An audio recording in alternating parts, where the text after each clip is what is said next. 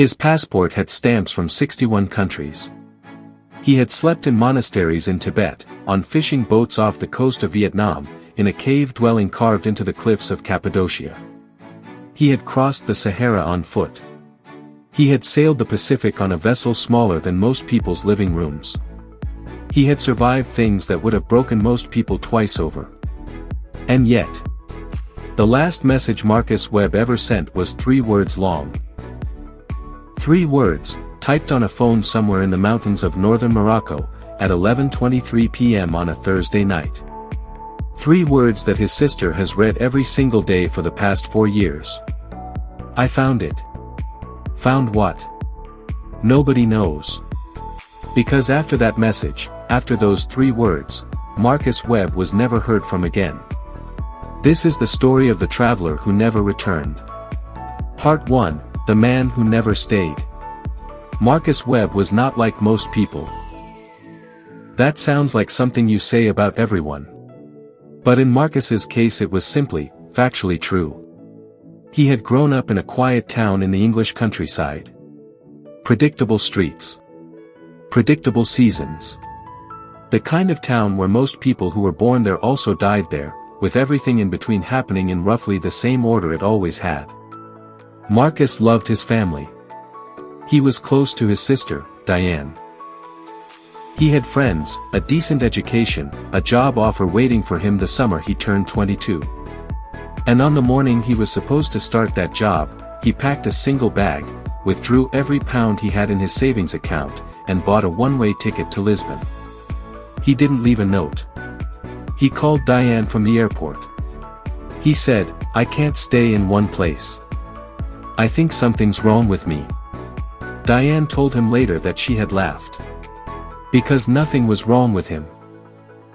He just needed more world than that town could hold. That was 18 years ago.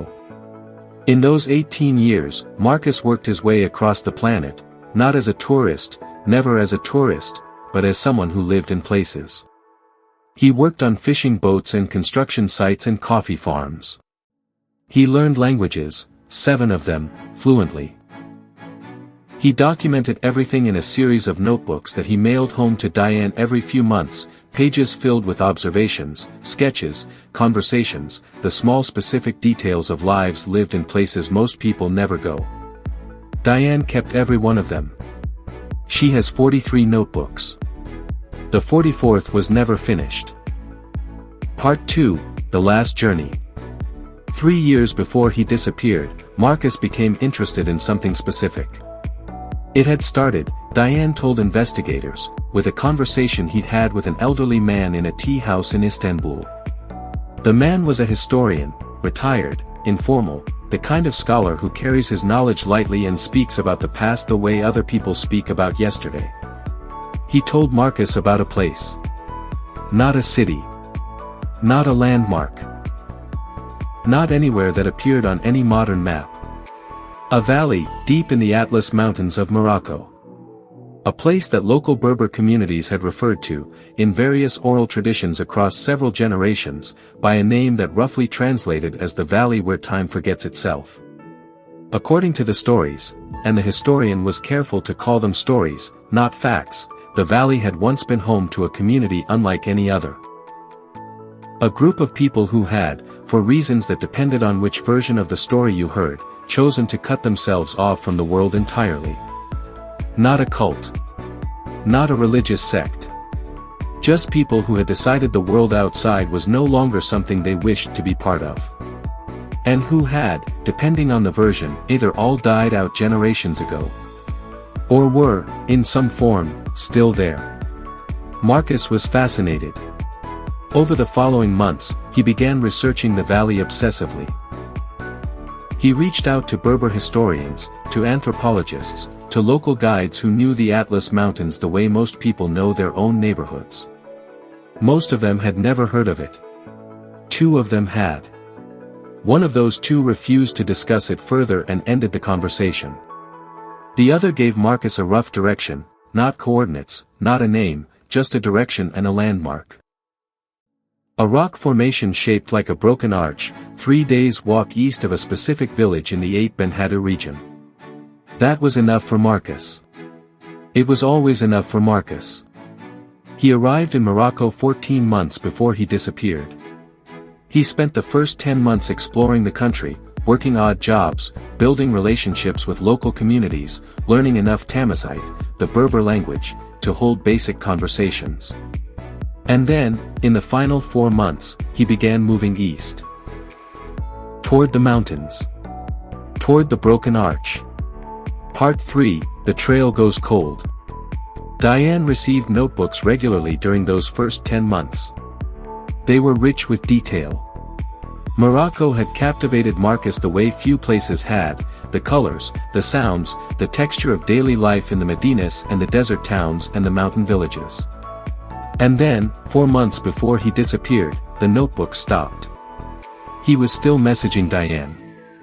Irregularly, but consistently. Short updates.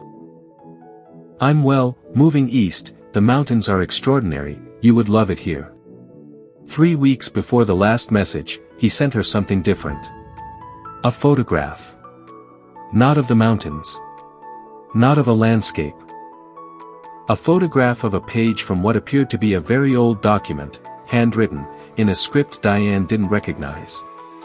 Below the photograph, Marcus had typed. Found this in a village archive.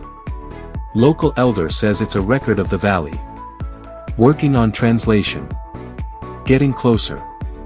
Diane sent back 3 messages asking what he meant by closer. What valley? What record? He didn't reply to any of them. Then, 3 weeks later, the last message. 11:23 p.m. 3 words. I found it. And then nothing. Diane waited 4 days before contacting anyone. She knew Marcus. She knew how he disappeared into places, how the signal dropped, how days could pass between messages when he was deep in the mountains. 4 days felt like the limit. She contacted the British consulate in Rabat. She contacted the Moroccan authorities. She hired, eventually, a private investigator with experience in missing persons cases across North Africa. What they found, and didn't find, haunts her to this day. Part 4, What the investigators found. The last confirmed sighting of Marcus Webb was in a small mountain village 3 days' walk from the region the Berber guide had described. 2 villagers remembered him, a tall English man, quiet, respectful, who spoke passable Tamazight and asked questions about the mountains to the east. They remembered him leaving the village at dawn. Alone. With a single pack and his walking poles. That was the last time anyone who has come forward has confirmed seeing Marcus Webb. Investigators searched the mountains for 3 weeks. They found his camp. It was set up carefully, methodically. Marcus had been camping for 18 years and he knew what he was doing. The tent was pegged correctly. The water filtration system was in place. His sleeping bag was inside. His pack was beside the tent, partially unpacked. Inside the pack. Most of his supplies, his camera, his phone charger, 4 of his notebooks, a compass, a first aid kit. What was not in the pack, and not anywhere in the camp, was his most recent notebook. The one he would have been writing in. And his phone. He had his phone with him when he sent that last message. It has never been found. The investigators tracked his phone's last known signal to a point approximately 6 kilometers east of the camp.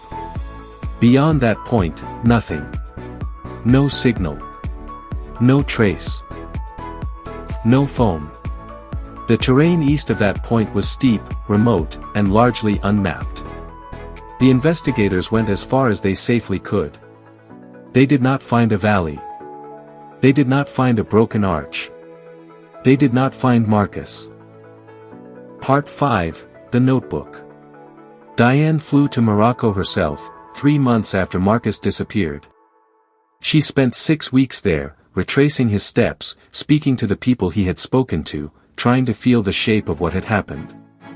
In the village where Marcus had last been seen, she met the elder who had shown him the old document. He was a quiet man, old enough to carry the weight of decades without it showing on his face. Through a translator, Diane asked him about the valley. The elder listened. He was quiet for a long time. Then he said, and the translator relayed this carefully, because the phrasing mattered. Some places do not want to be found. Most people who look for them find only mountain.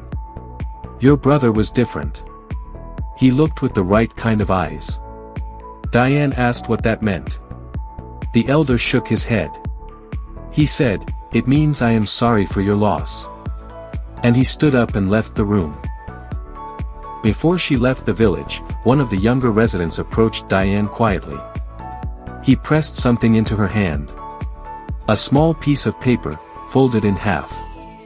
On it, in Marcus's handwriting, unmistakably, were 4 words. Not a message.